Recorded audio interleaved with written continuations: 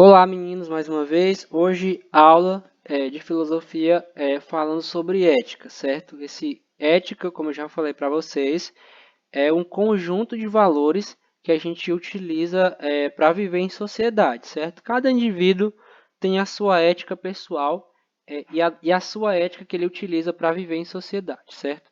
E aí o conteúdo diz o seguinte para a gente, vai ficar disponível para vocês lá na classe virtual também, esse conteúdo em PDF. Muitas vezes nós paramos para pensar sobre o que é certo ou errado, beleza? E é uma coisa que a gente faz com muita frequência.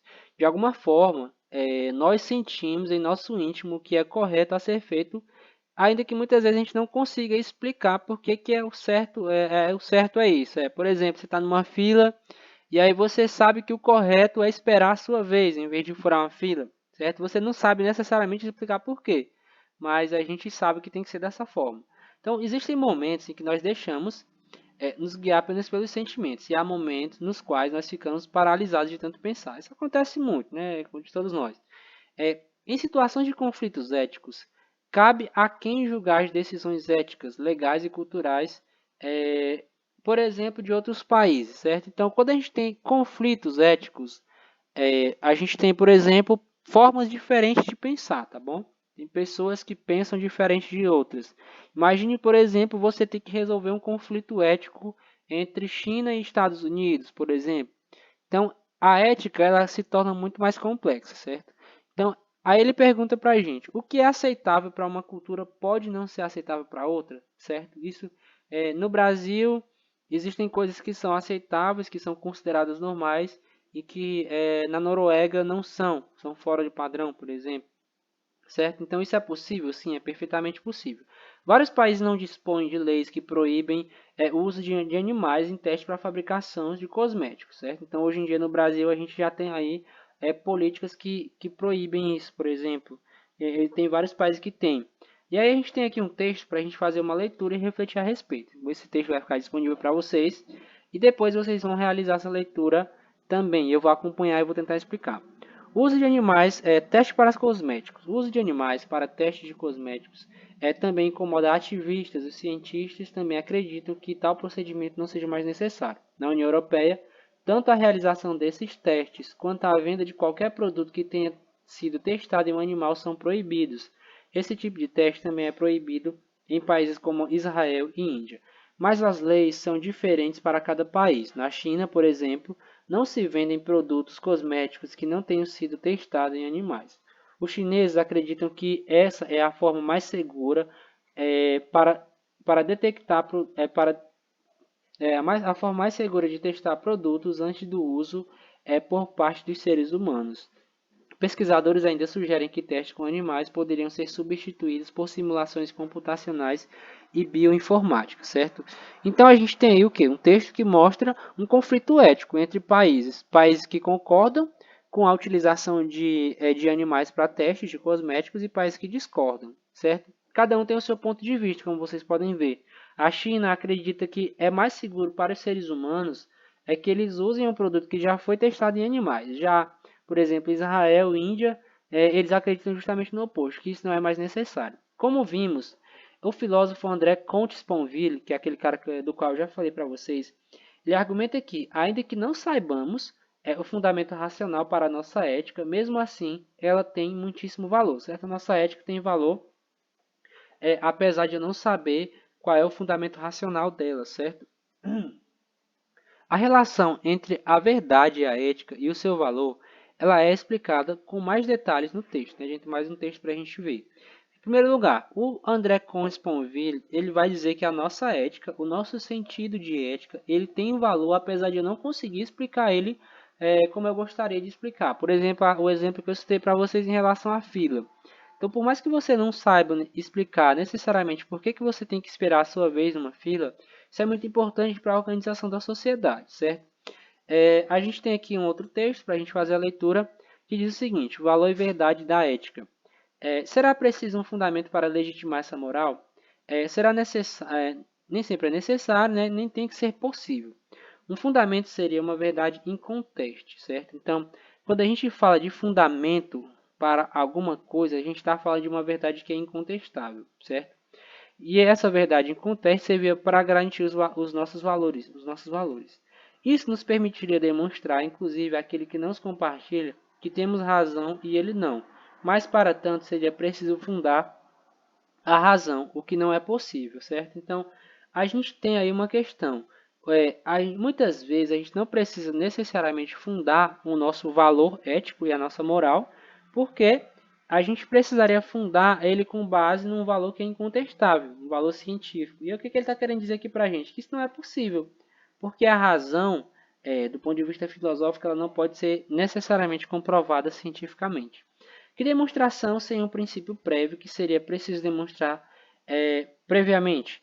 E que fundamento, tratando-se de valores, não pressupõe a própria moral que ele pretende fundar? O que ele está querendo dizer com isso?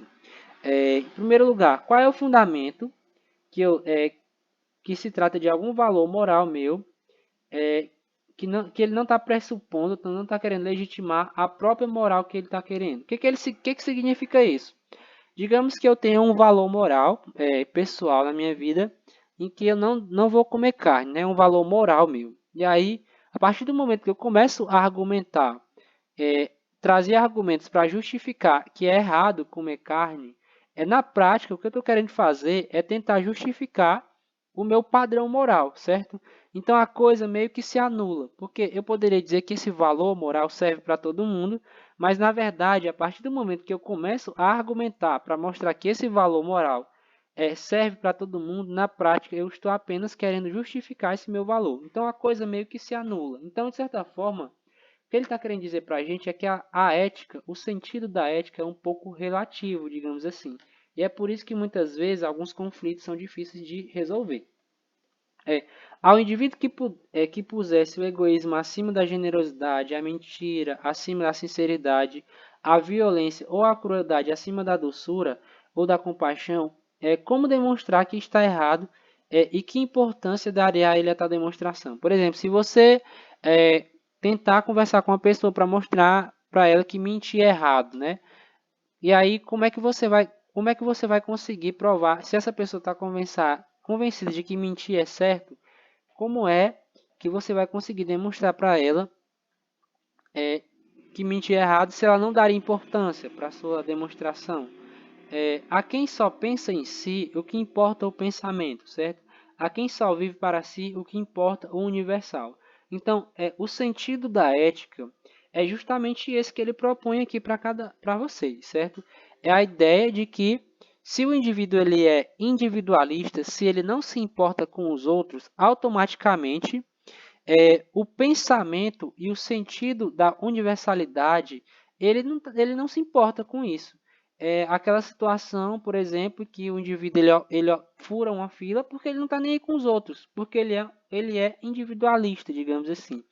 Então, a ética ela vai servir justamente para um momento em que você se entende num universo, que você percebe que você não está sozinho no mundo.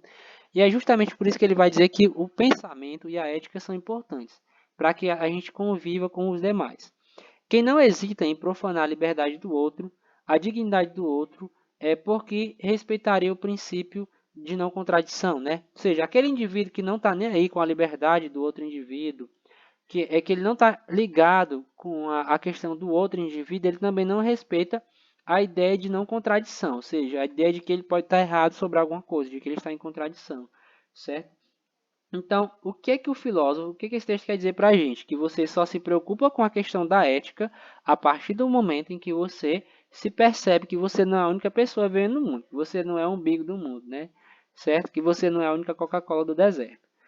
Para finalizar, e por que, para combatê-lo, seria preciso ter primeiramente os meios para refutá-lo? Certo?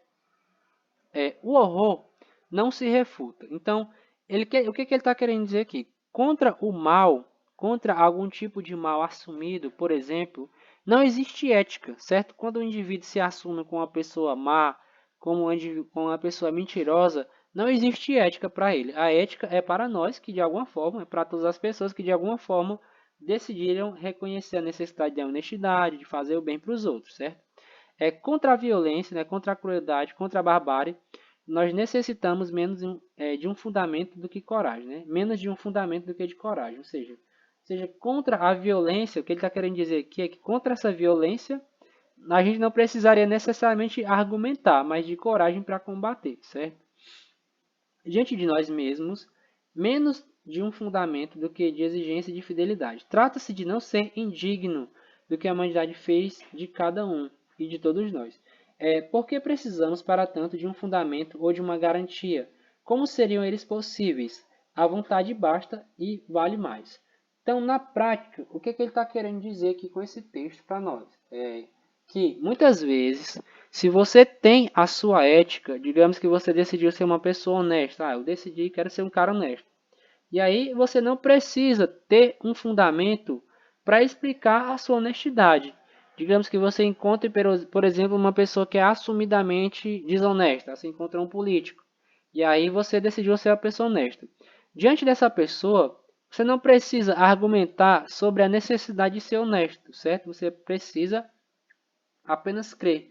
Porque se você for tentar fundamentar a lógica e o benefício de ser honesto para uma pessoa que é assumidamente desonesta, a sua fundamentação para ela vai ser insignificante, certo? Então, ele finaliza isso, o texto, dizendo que os nossos valores éticos, os nossos valores morais, se eles são bons, se eles fazem bem, se eles não machucam as pessoas, você não precisa fundamentar ou tentar explicar isso, certo? Porque são valores positivos, são bons. E aí, por outro lado, ele também diz o seguinte: essas pessoas que decidiram ser antiéticas, elas estão distantes da lógica da ética. Ou seja, por quê? Porque elas se colocam como egoístas, como se elas fossem a última Coca-Cola do deserto, por exemplo. Certo? Falando a grosso modo é isso. Tá bom? Então, vai ficar uma atividadezinha aí para vocês também a respeito do assunto. E aí, um abraço e até a próxima aula.